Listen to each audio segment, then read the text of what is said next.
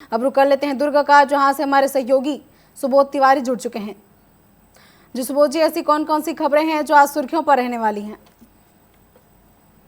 कमलेश्वरी जी, बड़ी बात है कि पहलगांव को लेकर पहलगांव में जो जिस तरीके से आतंकवादियों के द्वारा हमला किया गया है, जी। इसे लेकर चारों ओर से घोर निंदा की जा रही है। विभिन्न समाज विशेष के लोग जो हैं वे आगे बढ़ चढ़कर इस तरह के कृत्यों के खिलाफ खड़े होने की बात कर रहे हैं और साथ ही यह भी चाह रहे हैं कि केंद्र सरकार, केंद्र की भाजपा सरकार इनके खिलाफ कड़े से कड़ा कदम उठाए, ताकि इस तरह के पर्यटन स्थलों और धार्मिक स्थलों पे जो लगातार टारगेट करके हिंदुओं को मारा जाता है, कत्लेआम किया जाता है, वह बंद हो। दूसरी बड़ी बात है, अगर हम दुर्ग के सड़क सुरक्षा को लेकर बात करें, तो बीते शाम सड़क सुरक्षा समिति की एक बैठक कलेक्टर सभागार में हुई, जहां पर ब्लैक और ग्रे जो स्पॉट होते हैं अलग अलग मार्गों के, चाहे वो पहुंच जी जी सुबोध जी।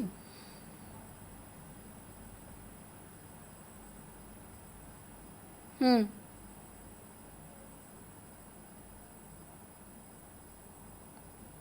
7 से 8 और इसी तरीके से जब देखा जाता है कि जब यातायात सुरक्षा के सप्ताह के दौरान ट्रैफिक डिपार्टमेंट जी। काफी चुस्ती के साथ, मुस्तैदी के साथ अपनी ड्यूटी को अंजाम देते हैं, तो केवल यातायात सुरक्षा सप्ताह के दौरान ही नहीं बल्कि पूरे 365 दिन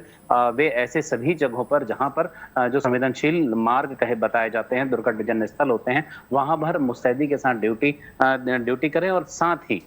उन जगहों पर जहां पर इस तरह की दुर्घटनाएं ज्यादा होती हैं वहां पर ब्रेकर बनाए जाएं और मोजोज जो होते हैं, जो गति अवरोधक होते हैं, लोहे और प्लास्टिक के, इस तरह के गति अवरोधकों को लगाए जाएं, ताकि दुर्घटनाओं में मौत के जो आंकड़े हैं वह कम हो सके। दूसरी बड़ी बात है, शिक्षा विभाग को लेकर एक बड़ी बात सामने आई थी। लॉटरी सिस्टम से लेकर, तो हालांकि 10,000 से ज्यादा पालकों ने आवेदन दिया हुआ है। कल ही बैठक हुई है जिला शिक्षा अधिकारी के कार्यालय में, जहां तमाम ब्लॉक लेवल के जो अधिकारी थे वे सारे मौजूद थे और सभी को स्पष्ट दिशा निर्देश राज्य शासन के द्वारा जो निर्देश जारी किए गए उनकी जानकारी दी गई और पुराने ढर्रे पर चल रहे किसी भी आवेदन और प्रक्रियाओं को मानने से साफ इनकार कर दिया गया है। इससे साफ जाहिर होता है कि कहीं ना कहीं लगातार जो खबरें आ रही थी बाल शिक्षा अधिकार को लेकर, जो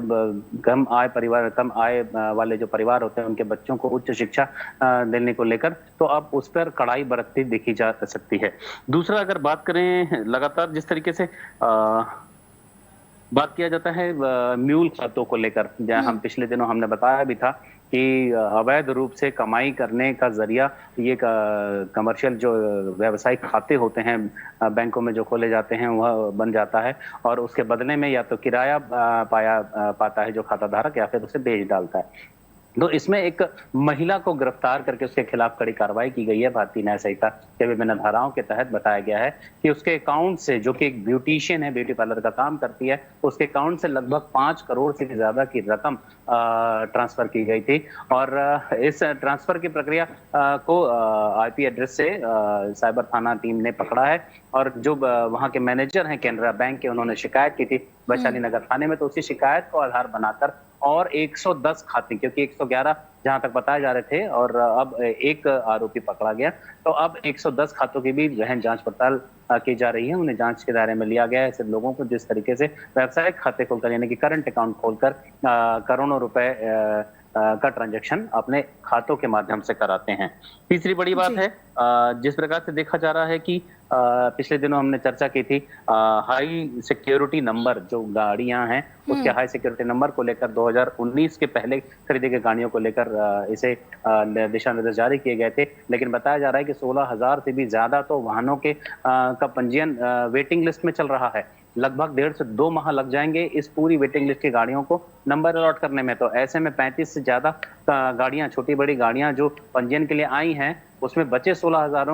को लेकर जो मुस्तैदी होनी चाहिए थी आरटीओ डिपार्टमेंट की तरफ से, वो मुस्तैदी नहीं दिखाई दे रही है और यही वजह है कि लोग जो हैं वे लगातार चक्कर काट रहे हैं आरटीओ विभाग के। कमलेश्वरी जी बिल्कुल, आरटीओ की जिम्मेदारी होती है कि वे अपनी जिम्मेदारी पूरी तरह से कर ले ताकि जनता को परेशानी ना हो, और निश्चित तौर पर इससे जनता को काफ़ी ज़्यादा परेशानियों का सामना भी करना पड़ सकता है। फिलहाल तमाम जानकारियों के लिए आपका धन्यवाद। और ये थे हमारे सहयोगी सुबोध तिवारी, जिन्होंने बताया कि जो है आरटीओ की वजह से अब जनता को काफ़ी ज़्यादा परेशानियों का सामना करना पड़ सकता है। बता दें कि जो हाईटेक नंबर प्लेट लगाने की बात कही गई है उसको लेकर लगातार कार्य किए जा रहे हैं, लेकिन कई ऐसी जगह हैं जहां पर बहुत लंबी वेटिंग लिस्ट दिखाई पड़ रही है और ये 1 से 1.5 महीने तक ही क्लियर हो पाएगी। अब ऐसे में जो है आम जनता को काफ़ी ज़्यादा परेशानियों का सामना करना पड़ सकता है।